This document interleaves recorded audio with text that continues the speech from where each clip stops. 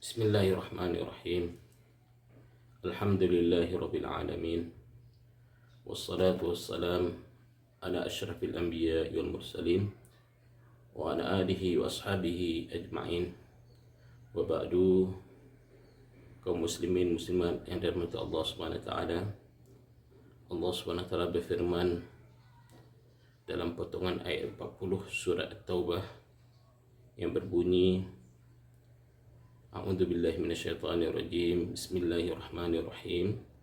Illa tansuruhu faqad nasarahu Allah id akhrajahu alladhina kafaru thaniya ithnain id huma fil ghari id yaqulu li sahibihi la tahzan inna Allaha ma'ana fa anzala Allahu sakinatahu alayhi wa ayyadahu bijunudin lam tarawha.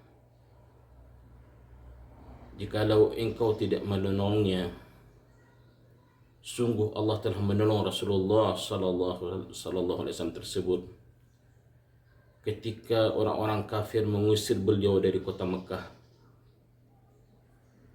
Ketika mereka berdua, yakni Rasulullah sallallahu alaihi wasallam dan Abu Bakar Siddiq radhiyallahu anhu, ketika mereka berdua berada dalam goa, waktu itu bersabdalah Rasulullah sallallahu alaihi wasallam kepada Abu Bakar, "La tahzan, jangan bersedih.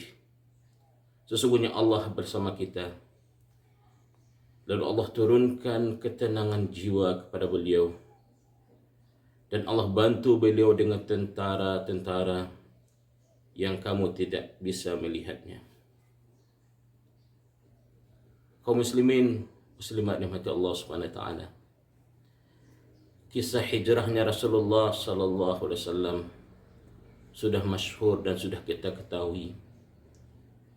Di waktu Rasulullah sallallahu alaihi wasallam dengan Abu Bakar Siddiq bersembunyi di Gua Thur,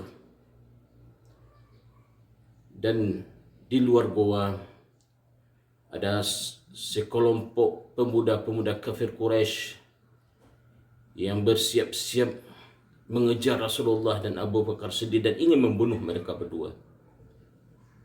Dalam keadaan demikian, timbullah rasa takut, rasa sedih, rasa cemas dari Abu Bakar Siddiq radhiyallahu anhu. Maka dia berkata kepada Rasulullah sallallahu alaihi wasallam, "Ya Rasulullah, seandainya mereka menundukkan pandangan mereka, maka tentu mereka bisa melihat kita."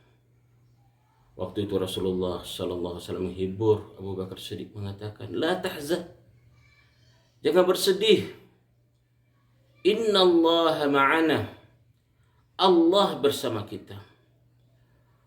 Ucapan yang lahir dalam hati yang sebenar-benarnya, ucapan yang betul-betul keluar dari perasaan yang dalam, yang betul-betul terasa dalam diri Rasulullah adanya Allah bersama beliau yang akan menolong beliau.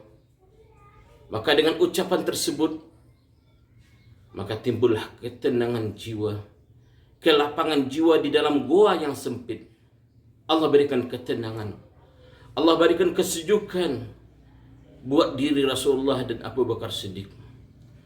Lalu Allah bantu mereka berdua dengan datangnya tentara Allah, itu punya para malaikat yang menjaga mereka berdua. Kaum muslimin, kaum muslimat yang dirahmati Allah Subhanahu wa taala. Kisah ini ataupun ayat ini bisa menjadi ibrah dan pelajaran bagi kita. Bisa menjadi pelajaran yang dapat kita ambil dalam keadaan kita saat sekarang ini. Kita berada di rumah kita masing-masing. Kita terkurung di rumah kita masing-masing. Seandainya kita munculkan perasaan dalam hati kita bahwasanya Allah bersama kita, lalu kita ucapkan dengan lidah kita, "Innallaha ma'ana", Allah bersama kami, Allah akan menolong kami, rasa sedih, rasa gundah gulana akan hilang. Selanjutnya Allah akan berikan ketenangan jiwa. Allah berikan kelapangan hati, kelapangan perasaan, hilang gundah gulana dalam diri kita. Dan Allah akan turunkan pula malaikat ke rumah kita yang akan menjaga diri kita. Malaikat yang akan menjaga keluarga kita sehingga kita terbebas dari berbagai macam bara bahaya.